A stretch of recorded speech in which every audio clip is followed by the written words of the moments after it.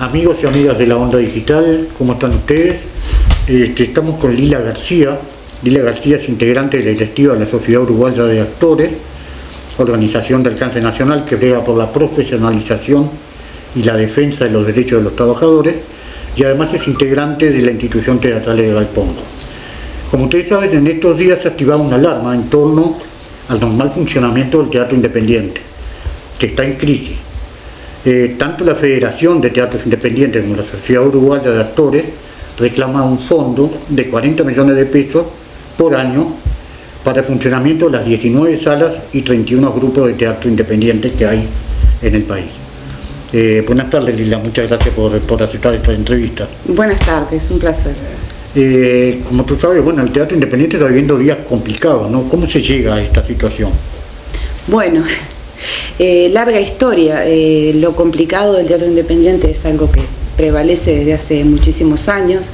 Cuando se habla de crisis, habría que hablar de una crisis prolongada, muy prolongada en el tiempo, y la notoriedad de estos días surge a raíz de una concurrencia a la Comisión de Hacienda de Diputados, en el cual compareció el sindicato, la Sociedad Uruguaya de Actores y la Federación Uruguaya de Teatros Independientes, planteando la solicitud realmente de, en estos fondos no imputados, en estos fondos no ejecutados, una reasignación posible de supervivencia del teatro y supervivencia en especial de algunos espacios, salas y del trabajo. El sindicato llegó en ese momento a la Comisión de Hacienda planteando que estaba presente ahí, solicitando un apoyo en este momento por trabajo y producción. ¿Qué quiere decir esto? Quiere decir que el riesgo actual del teatro independiente es la pérdida total de muchas fuentes de trabajo y, por otro lado, la poca capacidad de producción. El sindicato llega con esto y solicita una partida en esta ley de presupuesto que cuando llega el planteo de esta ley de presupuesto, el Ejecutivo no incluyó, una vez más, a la ley de apoyo al teatro independiente, dejando de esta manera un tiempo más y largo en el plazo sin apoyar nuestra actividad. Porque en todo esto se dice que actualmente, o con los fondos que se cuentan, hay 8 salas en Montevideo que darían ese dinero daría para funcionar hasta marzo del año que viene. Bueno, sí. Bueno, tuvo mucha repercusión en prensa y en la opinión pública la situación de Teatro del Galpón. Evidentemente, porque bueno, quizá el Galpón es un ejemplo muy claro de la crisis por la que atraviesan fundamentalmente los grupos que tenemos salas y fundamentalmente los grupos que tenemos trabajadores. Pero son varias las salas, ya han cerrado salas por situaciones que ya venían siendo críticas y que la pandemia terminó de arrasar con esas salas. Hemos perdido espacios de producción, de exhibición y sobre todo de creación de teatro independiente y de sostén. Pero también lo que está en juego hoy es si una sala como el Galpón, si un teatro como el Galpón, que no es una sala, es un complejo cultural, cierra, la pérdida hoy lleva a pensar que perdemos fuentes de trabajo, a pensar que tenemos el compromiso de sostener a más de 30 familias y, por supuesto, ver afectada absolutamente su producción, su capacidad de llegar. Se transformó así la reunión con Hacienda se transforma en esto por la visibilidad que tiene el Galpón, pero el pedido que fue a Hacienda desde el sindicato y desde la Federación Uruguaya es para todo el teatro independiente de Montevideo, nucleados en la Federación Uruguaya de Teatros Independientes. ¿Por qué aclaro esto? Porque no es menor disipar algunas confusiones. A la vez esto habla de Montevideo, no de todo el país. Todo el país está incluido en la ley de apoyo al teatro independiente que este gobierno no ha cumplido. Este gobierno no reglamentó, ni promovió, ni cumplió. Eso quería preguntar, ¿por qué no se ha reglamentado esta actividad teatral? La ley esa de la actividad. Bueno, la voluntad de no aplicar esta ley es del Poder Ejecutivo, claramente. Nosotros tenemos toda la historia hasta la redacción y la aprobación de esta ley con los legisladores de nuestro país del periodo anterior, que apoyaron por unanimidad las dos cámaras esta ley.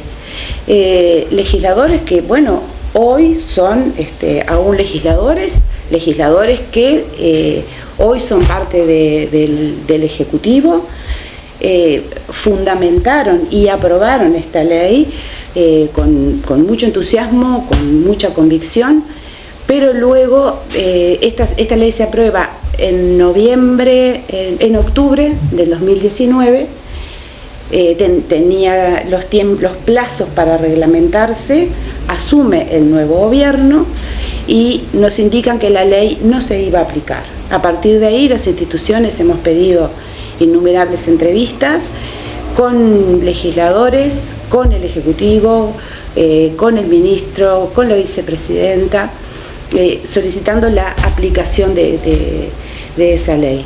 Es una ley de amparo, es una ley que ampararía toda la actividad del teatro a nivel nacional.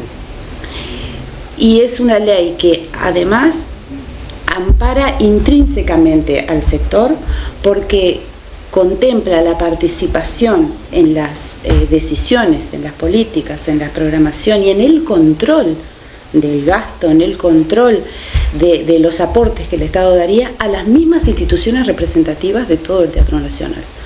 Es una ley que excede de garantías y que además el teatro independiente puede probar en varias oportunidades y en programas de muchos años cómo funciona, rindiendo adecuadamente y aplicando muy adecuadamente los fondos que sean estatales. ¿Y qué puede hacer el sindicato o la federación para tratar de revertir esta situación, de que se pueda reglamentar esta ley? ¿Hay algún mecanismo? Bueno, en este momento son dos líneas. Por un lado, la línea puntual de decir, bueno, durante este gobierno esta ley no se va a aplicar, ley que va de suyo, que debía ya estar siendo aplicada desde el 2020. Tenemos que impedir que la caída sea mayor. El teatro independiente viene en caída. Para impedir que la caída sea mayor, apelamos nuevamente a los legisladores en esto que te planteaba de que en la reasignación de presupuestos no ejecutados se contemple un apoyo de sobrevivencia. No es una política a largo plazo, es un apoyo de sobrevivencia hasta que esta ley se aplique. En eso, por un lado, está el sindicato hoy, buscando entrevistas. No, en realidad no ha parado, porque no es ahora. El sindicato no paró de hacer ronda parlamentaria, de juntarse con diputados, con senadores. Incluso desde el Parlamento salió una minuta, si mal no recuerdo, en noviembre del año pasado, del 2022, instando al ministro el cumplimiento de la ley, y se le dio fecha al ministro en esa minuta solicitada por el Parlamento, se le dio fecha hasta el 30 de abril del 2023 para el cumplimiento de esta ley o la explicación de por qué una ley que está aprobada no se cumple. A largo plazo, lo que Sindicato, Federación Uruguaya de Teatros Independientes y Asociación de Teatros del Interior tenemos por delante es el trabajar para que el Ejecutivo actual, el Ejecutivo futuro, cumpla esta ley. Cumplir esta ley significa nombrar un Consejo Nacional Honorario de Teatro Independiente, que es lo que la ley determina, asignarle un fondo y que este Consejo Nacional Honorario discuta las necesidades en cada rincón del país del teatro independiente y defina las políticas de aplicación con la correspondiente rendición de cada ejecución de fondo que sea estatal. Y en ese Consejo Nacional Honorario de Teatro Independiente está integrado el Poder Ejecutivo también, el Ministerio de Educación y Cultura. Bien, como tú sos integrante de Galpón, quisiera que me contaras un poco cuál es la situación particular de Galpón. O sea, digo, Galpón es una institución reconocida mundialmente por su calidad técnica, por su calidad de actuación, por sus textos, por los textos, por la gran trayectoria que ha tenido en el tiempo, y bueno, y se llega a una cosa así, digo, que amenaza con que Galpón cierre. Entonces, ¿cómo es la situación particular? ¿Cómo se ha llegado a toda esta situación, digamos? Bueno, se ha llegado como cualquier actividad que no tiene la protección necesaria del Estado. Lo primero que cabe destacar que lo nuestro no es una actividad comercial. No es que nosotros tenemos una empresa y a esa empresa le va mal, entonces si le va mal en un modelo neoliberal de país, bueno, esa empresa quiebra y punto. No, nosotros somos gestores culturales. Nosotros, cuando hablas del Galpón con esos detalles sobre lo artístico, yo agregaría que quizá lo más importante y reconocido a nivel internacional, más allá de esto artístico, es la institucionalidad, la capacidad de generar institución, que es una capacidad uruguaya muy apreciada a nivel mundial. Y claro, el Galpón se vuelve un ejemplo. En Latinoamérica entera no existe una institución como esta, y bueno, y otros países nos lo reconocen así, y en el mundo es reconocido así. Europa ve al Galpón como esta excepción a nivel de cómo se produce teatro independiente y cómo se vela por la cultura y por la accesibilidad de los bienes culturales a toda la población. ¿Cómo llega el Galpón a esta situación? Es muy simple: mantener abiertas las puertas del complejo teatral que tenemos implica un gasto muy oneroso, con el respeto a las fuentes de trabajo de las que el Galpón es responsable, a sus trabajadores, y que se hace además, y esto es a destacar porque es quizás de las cosas que más llaman la atención a nivel internacional, nuestro trabajo no es remunerado. El trabajo artístico está relegado. Esas son las cosas que una ley garantizaría, que realmente el sentido que tiene, quienes generan ese sentido, no tenemos remuneración. La situación llega porque los fondos de apoyo no son suficientes, nunca lo han sido, y cuando asume este gobierno en el 2020, de manera inmediata produce un recorte y posteriormente produce otro recorte. O sea, el magro apoyo que teníamos, que era una partida parlamentaria, fue reducida al 50%, no solo para el Galpón, para todo el teatro de Montevideo fue recortado.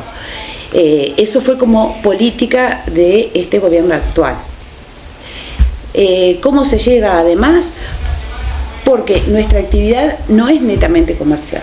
Si nuestra actividad fuera comercial, nosotros seríamos hoy un conjunto de personas, no una institución, un conjunto de personas asociados que administraríamos una sala, traeríamos espectáculos y venderíamos entradas a precios comerciales.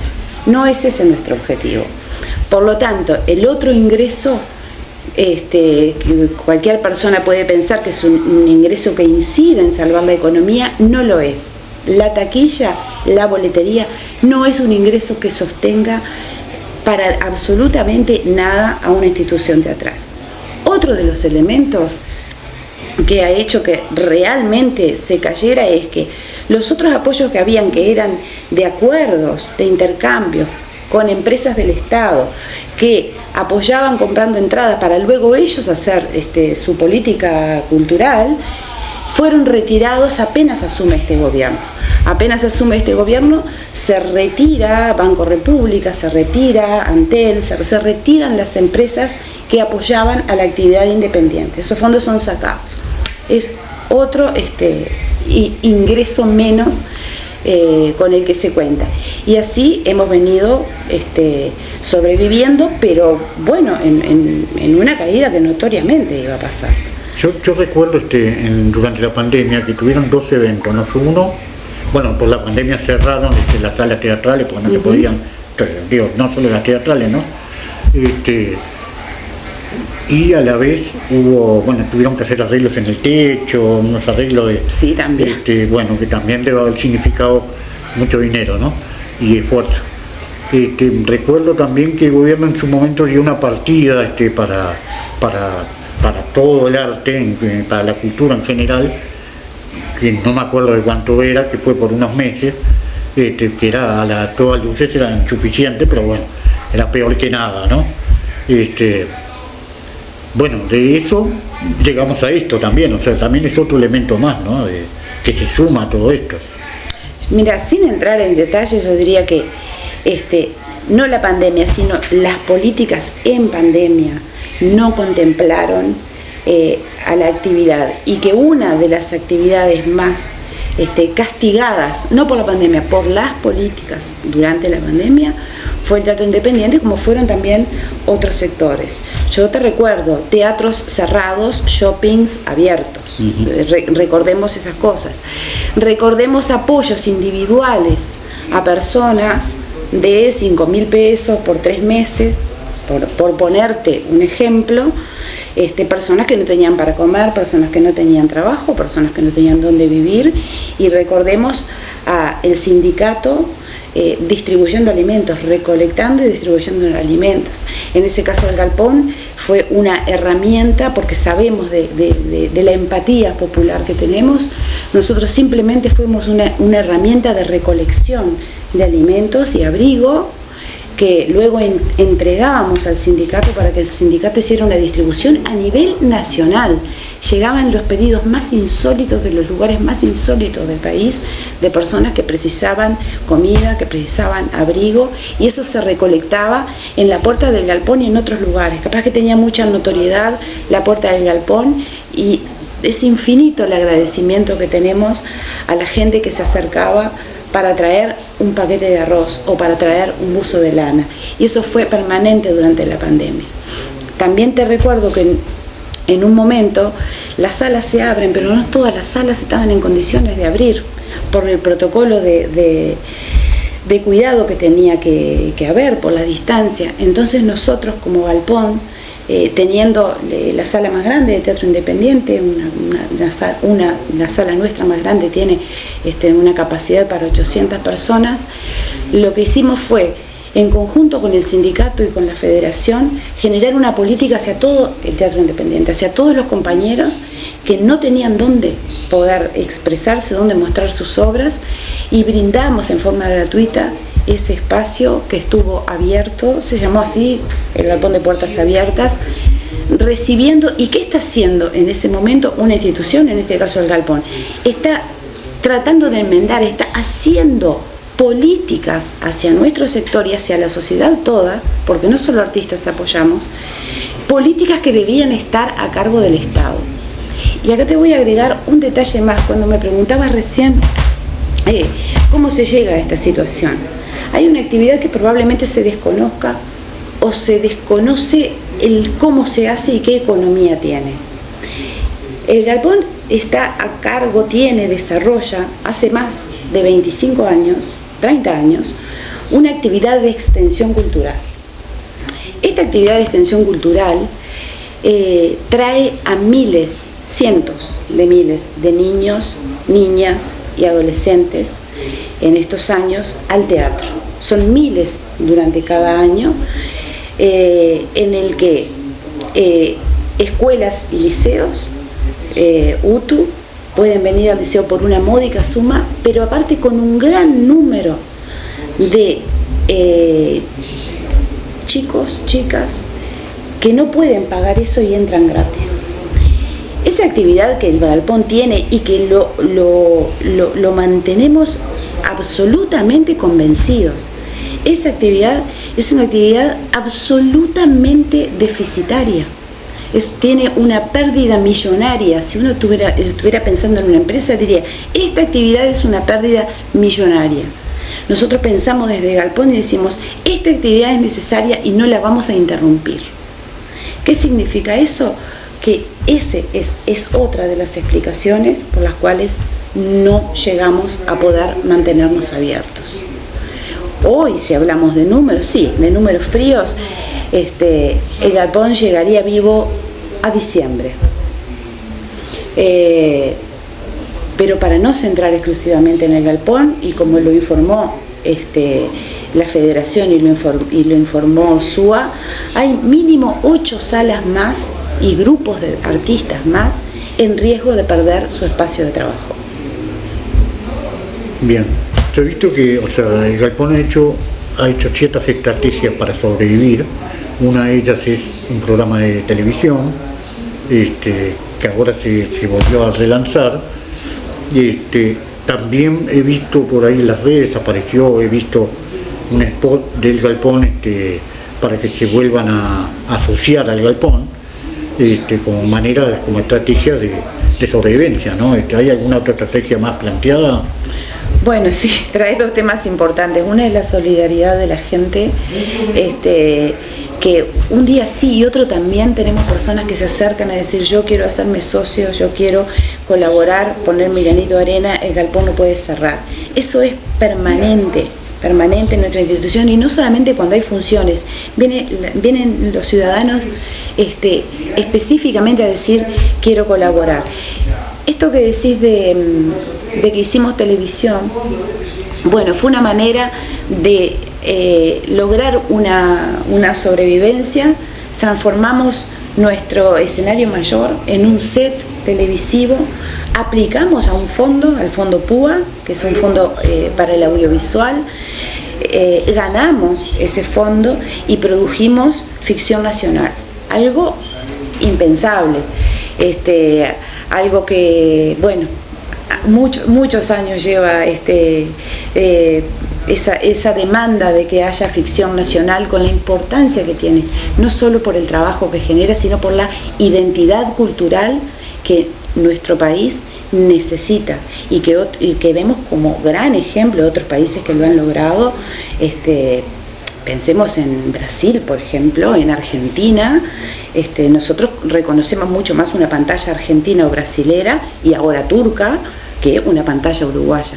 Bueno, ese gran anhelo, pero que sería como para otro momento, es un tema solo, que de por sí se logró en algún artículo de la ley de medios, logró incluirse como gran demanda, y esos artículos fueron derogados de esa ley. Bueno, en respuesta a la pandemia, en respuesta a toda esta historia con la producción audiovisual, nos propusimos hacer humildemente 2 temporadas de una serie televisiva. Eso fue una estrategia, eso funcionó, eso nos mantuvo vivos, nos mantuvo vivos porque estábamos haciendo arte, pues estábamos mostrando qué se podía hacer y cómo se podía hacer, porque podíamos mantener a nuestros trabajadores en sus puestos de trabajo. Acá todos nos transformamos en otra cosa para poder hacer televisión.